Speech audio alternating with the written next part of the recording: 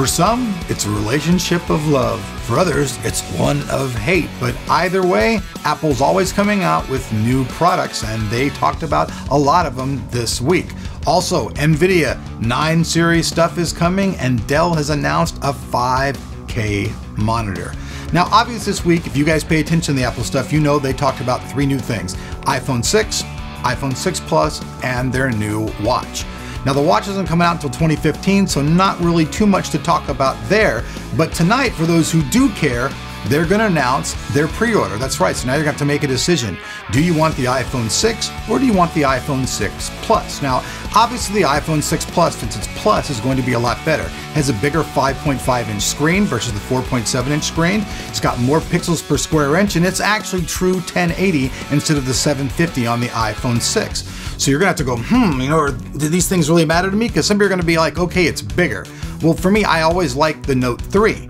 So if it's bigger, it's going to be easier to see. For me, that's going to be one thing that I'm clearly going to be saying, I'm going to be drawn more towards that. But other people are going to be going, no, I don't want to carry that bulky ass thing around at all. I want something more lightweight.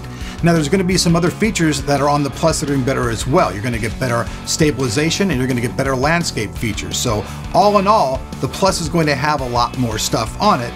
But if it's not something that you want because of the size and everything, then you're going to obviously be pushed to the iPhone 6. Another thing to take note of is the battery life. Here you guys can see that the Plus obviously has better life than the standard iPhone 6, and for many of you people out there, this may be a deciding factor in your ultimate decision.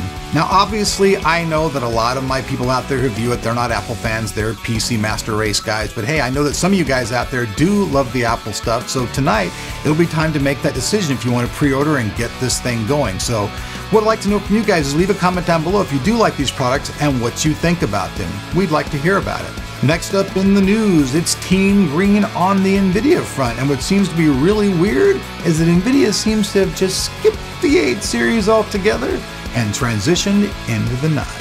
So it seems that videocards.com has posted alleged benchmarks of all these 9 series cards. In 3D Mark Firestrike, the GeForce GTX 980 sits pretty high with a score of 13,005 and is only trumped by dual GPU configurations. For reference, the GTX 780 Ti boasted a score of 12,702.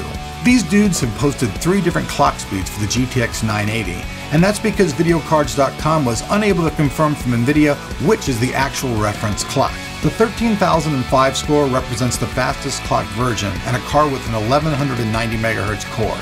NVIDIA's new flagship GTX 980 is also rumored to feature 4 GB of GDDR5 memory on a 256-bit bus and a 7 GHz memory clock. Now, with that said though, we are attending an event at Santa Monica and Hangar something or another with NVIDIA, so maybe on that date we'll hear more. Stick around. 720p? Are you kidding? 1080p? 1440? 4K? Ha! Dell says 5K. Dell's new 27-inch pixel monster, the ultra-sharp 27 Ultra HD 5K monitor, packs a resolution of 5120 by 2880 with 218 pixels per inch. The display does come packed with a color depth of 1 billion colors, a mini display port for 4K input, 2 16-watt Harman Kardon speakers, 6 USB ports, and an SD card reader. Refresh rates are something we won't really get the information on right now, but I'm sure soon we'll be able to bring it to you. Now, this thing's not really ready to come to market though until Q4 of 2015. So basically not this Christmas, but next Christmas you can stick this bad boy under your Christmas tree, and it's priced right now at $2,500. But I guarantee you that probably by the time it comes out, it'll be a little bit lower because there'll be more competition. Alright folks, so that pretty much wraps up today's video, but before I get out of here, you guys all know we've been talking about building these ultra crazy systems. In fact, we're going to be building one on Intel's X99 platform. It's going to feature 2 of AMD's latest R9 295X2 cards from XFX. That's right, and we're going to have to start testing in 4K. So with that said, we're going to have to buy a monitor. So what we're going to do is we're going to link a few down below, and we'd like to hear from you guys which one you guys think that we should buy and why. So please interact with us, leave your comment down below. Now, like usual, all the information for this video will be down there below the like button, which I hope you guys hit, and then all that stuff will be down there. We also have an awesome giveaway going on. We're giving you guys a complete AMD gaming system. So if you guys are into that stuff, make sure you guys check out that information down below.